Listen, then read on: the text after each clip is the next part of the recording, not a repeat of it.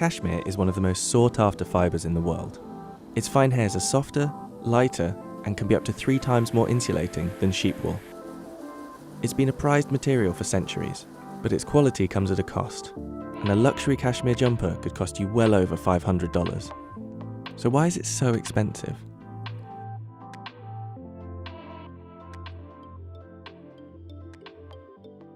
Cashmere doesn't come from a sheep like you might think, but from the cashmere goat. These goats are found across the Himalayas, where temperatures can drop to -30 degrees, and their freezing cold habitat means they grow an incredibly thick, warm coat.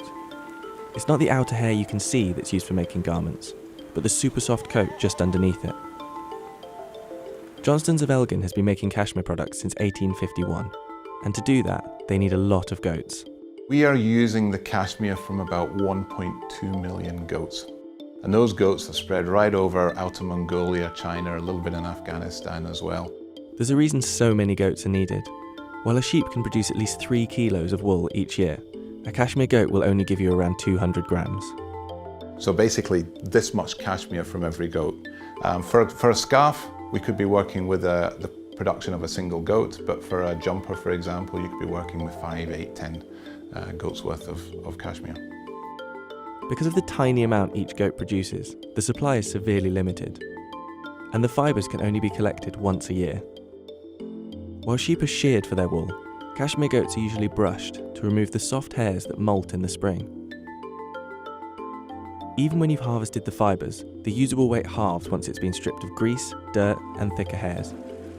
And despite its popularity, cashmere still only makes up 0.5% of the world's total wool production. Once you have the pure cashmere, processing it takes a lot of work. The fibres are first dyed to the right colour and aerated to stop them clumping together. Cashmere's softness means that it needs to be treated delicately throughout the whole process. Any chemicals or overprocessing will damage the fibres. The fibres are then carded, a process that detangles and lines up the hairs in thin sheets so that they can be spun into a yarn. The quality of cashmere is graded on its fineness and its length, and a high-quality individual cashmere hair can be as thin as 14 micrometers. When it's finally ready, this dyed and spun yarn can then be used to make everything from jumpers to scarves.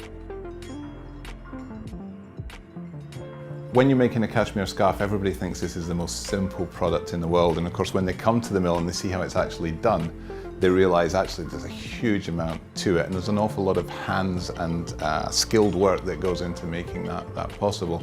So it is absolutely about the knowledge of the people, about the skills of the people, how you nurture this really delicate fibre through the process.